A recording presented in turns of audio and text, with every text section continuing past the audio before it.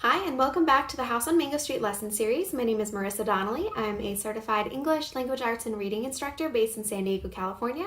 And we are going to start with vignette number 7, laughter, and continue through vignette number 9. So I'm going to start by reading laughter, and then I will give you space to pause, and then we can come back and have a discussion. So, laughter. Nanny and I don't look like sisters. Not right away. Not the way you can tell with Rachel and Lucy, who have the same fat popsicle lips like everybody else in their family. But me and Nenny, we are more alike than you would know. Our laughter, for example. Not the shy ice cream bell giggle of Rachel and Lucy's family, but all of a sudden in surprise like a pile of dishes breaking. And other things I can't explain. One day we were passing a house that looked, in my mind, like houses I had seen in Mexico. I don't know why. There was nothing about the house that looked exactly like the houses I remembered. I'm not even sure why I thought it, but it seemed to feel right. Look at that house, I said. It looks like Mexico. Rachel and Lucy looked at me like I'm crazy, but before they can let out a laugh, Nenny says, "Yes, that's Mexico, all right." That's what I was thinking exactly. Okay, I'm going to go ahead and let you pause the video. Just write down some reflections on the vignette. What did you notice, and what are we seeing, especially in terms of figurative language as we describe both Esperanza and her sister Nenny.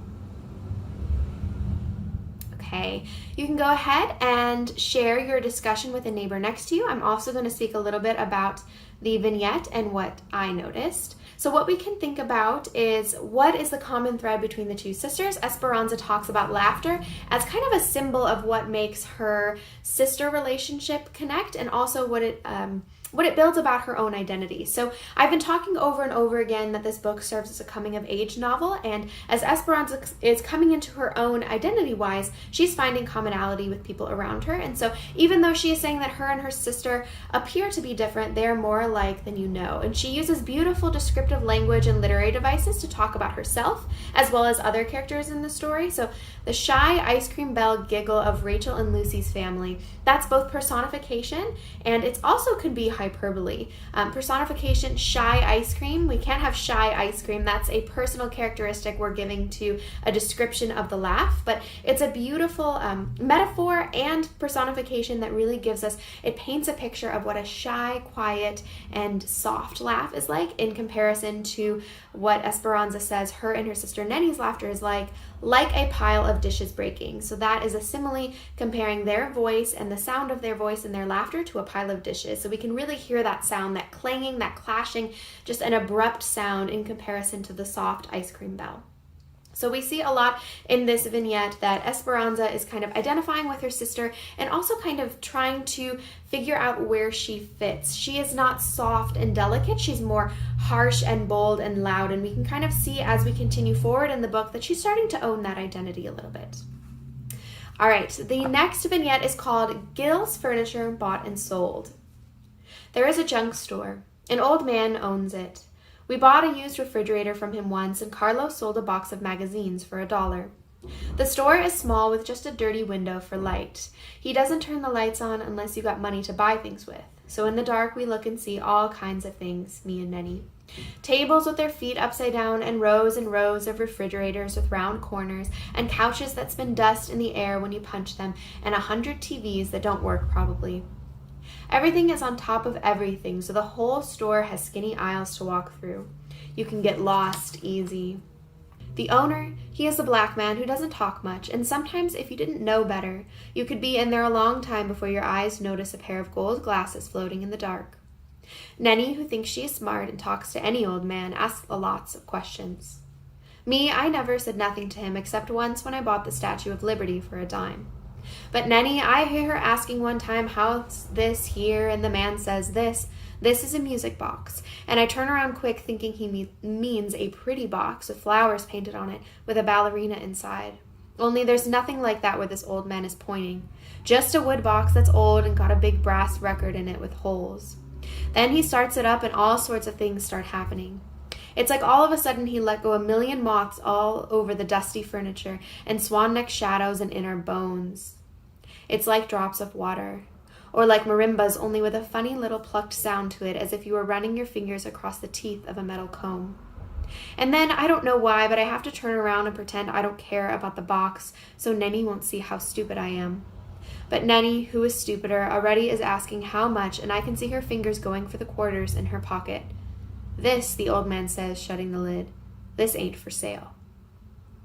All right, I want to talk through this vignette and what we're noticing. What I'm really noticing towards the end of this vignette is a lot of beautiful descriptive imagery that's coming in the form of repetition. So I was kind of, even as I was reading it, it's a lot of short and choppy stanzas or sentences that kind of build this anticipation as they're looking at this music box, and as Esperanza is describing what she thought it looked like in comparison to what it did look like, we get a lot of buildup in the language surrounding it. She thinks it's pretty with flowers and a ballerina, and then it's not. It's a wooden box, and a lot of things start to happen. And so she says, it's like all of a sudden he let go a million moths all over the dusty furniture. So here we have a simile using the word like. We also have a hyperbole, an exaggeration, millions of moths all over the dusty furniture. Even dusty furniture itself can serve as a literary device here, because we're getting that description of this heaviness, this dark and dingy and dusty and hard to breathe space contrasted with these moths fluttering, and perhaps the dust is going up into the air. Then we also have swan neck shadows and in our bones. So these are things that we can feel. Sandra Cisneros really creates some powerful imagery here. We have the visual imagery of the moths, we have the tactile imagery of touch with the way we can almost feel what the moths feel like, the way the dusty furniture, that heaviness in the air, and then in our bones. We're kind of weighed down by this feeling, by this moment, and as this music kind of twinkles up in the shop and brings so many things to life, we are witnessing that alongside Esperanza and Nenny. Sandra Cisneros uses a lot of imagery and, again, repetition, and she uses repeated similes. So she'll say, all of a sudden a million moths, like drops of water, like marimbas with a funny little pluck sound to it, like the teeth of a metal comb. So this use of repeated similes really helps to build our understanding of what this moment looks like. Not only can we picture it, but we can hear it, we can feel it, and we feel as if we're present in that moment. So what I'd like you to do for an activity is to just pause the video, take out a pencil and a sheet of paper, and I just want you to draw this scene. Draw what you feel, what you hear, what you visually see in this space. It can be an exact representation of what happened. It can be your understanding of it. It can use some of the literary devices. Maybe you want to draw moths. I want to give you creative freedom here, but just draw this moment in time, and then when you're done, trade with a partner in the room or talk it through with someone that you're working with. Explain what you drew in your picture, what you think it symbolizes, and how it helped you to visually represent the scene. Okay, now that you've shared the picture that you've created, I want you to think about how, as writers and as you are learning, how can we take and implement what Sandra Cisneros has created in this scene, what you were able to visually draw and interpret? How can we put that into our own writing? My challenge for you after watching this video, and feel free to pause it and do it now or at the end of this video series when you have time or for homework, is to really think about how you can create a scene on your own as a writer using vivid detail, description, and literary devices to help a reader picture a moment. So maybe you want to grab something from your personal life and you want to expound on it, or maybe you want to rewrite this scene with new details. You have the freedom to do either one, but I really want you to take this and write a short paragraph or a few sentences where you're using those vivid details and figurative language to create something that your reader can picture, just the way we were able to picture what Sandra Cisneros created in this vignette. All right, we're going to move on to Mimi Ortiz, which is vignette number 9. In this book, like mine, we are on page 21. Mimi Ortiz moved into Kathy's house after her family moved away. His name isn't really Mimi. His name is Juan, but when we asked him what his name was, he said Mimi, and that's what everybody calls him except his mother. Mimi has a dog with gray eyes, a sheepdog with 2 names, one in English and one in Spanish. The dog is big, like a man dressed in a dog suit, and runs the same way its owner does, clumsy and wild and with the limbs flopping all over the place like untied shoes. Kathy's father built the house Mimi moved into. It is wooden. Inside, the floors slant. Some rooms uphill, some down, and there are no closets. Out front, there are 21 steps, all lopsided and jutting like crooked teeth, made that way on purpose, Kathy said, so the rain will slide off. And when Mimi's mama calls from the doorway, Mimi goes scrambling up the 21 wooden stairs with the dog with 2 names scrambling after him. Around the back is a yard, mostly dirt, and a greasy bunch of boards that used to be a garage. But what you remember most is this tree, huge with fat arms and mighty families of squirrels in the higher branches. All around the neighborhood of roofs, black-tarred and A-framed, and in their gutters, the balls that never came back down to earth. Down at the base of the tree, the dog with two names barks into the empty air, and there at the end of the block, looking smaller still, is our house with its feet tucked under like a cat. This is the tree we chose for the first annual Tarzan jumping contest. Mimi won and broke both his arms. All right, what I want you to do for this vignette is I want you to have a challenge. Let's see how many elements of figurative language and specifically similes we can find in this vignette. I'd like you to pause, find as many as you can, write them down, identify them, and then let's count them. All right, now that you've unpaused, let's look back over this vignette. So what I'm noticing is so many similes as we go through. We're talking about Mimi, and then we're talking about the dog. And when we first get to, it's the second paragraph of this vignette, it says, the dog is big like a man dressed in a dog suit. Here's our first simile. We're comparing a dog and a man dressed in a suit. So we can picture that, right? We see this dog maybe looking very professional. Maybe he has, a very sculpted look to his fur, two-toned color, kind of like a suit. So that is a perfect simile to help us visualize what this dog looks like. And then it says, clumsy and wild with limbs flopping like untied shoes. So think about when you have shoes that are untied, how loose and floppy and crazy they are with the laces all up in the air. That's how Esperanza is describing, or rather Sandra Cisneros as the author is using Esperanza to describe Mimi. And this character, Mimi and his dog are similar, right? They are both running clumsy and wild like untied shoes. So that's a powerful simile, again, to help us picture how these characters look and what their interactions with Esperanza appear to be like. So far we have two similes. Let's see how many more we can find. We are talking next about the house Mimi lives in. We're talking about the floors, the 22 steps, and Esperanza says they're all lopsided and jutting like crooked teeth. So imagine crooked teeth. Here's another simile, steps, crooked teeth. Again, helps us to picture what that looks like. So that's the third one. We hear about Mimi scrambling up the steps with his dog. Then we go to the backyard, a greasy bunch of boards that used to be a garage.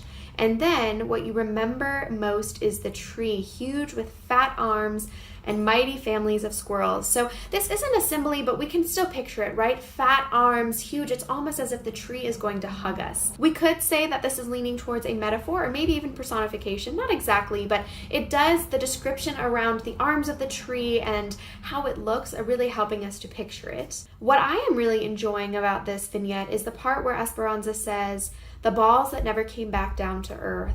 Though this isn't necessarily a literary device, it's a beautiful way to use language to explain how, when you throw up a ball and it gets stuck on the roof, how when it doesn't come back down, it's like they never came back down to earth. We know that this isn't true, but it just, for me, it painted a visual of, yes, it's almost as if the balls themselves are characters in the story that were able to get away and to escape. They never came back down to earth. So that I thought was a very interesting and powerful description. The dog barking into the empty air, and there is the house with its feet tucked under like a cat. If you think about an animal, when it's sleeping or when it's in a very vulnerable state, it will tuck its feet under. That's how Esperanza is describing her house. So what's coming to mind as I'm reading that is she's saying her house is sheepish. It's a little bit timid. It's not bold and brave. It's something that she's a little bit more ashamed of, so that's why it's tucking its feet under. So that simile is really working to help us understand Esperanza's feelings and perceptions about her house. And so that's why it's working so well.